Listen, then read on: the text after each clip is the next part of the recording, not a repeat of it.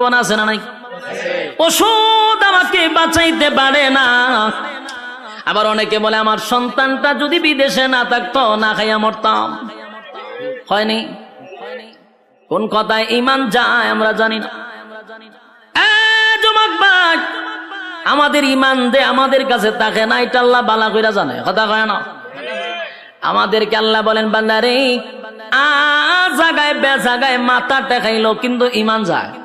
কথা কই না? দি মাথা খার জন্য, কপাল খার জন্য বানাইছি।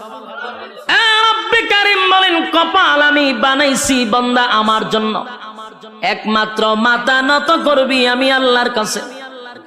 আল্লাহ ছাড়া কোথাও যদি মাথা নত করো ঈমান থাকবো নি। জায়গায় বে জায়গায় মাথা টেকাইলে চলবো নি।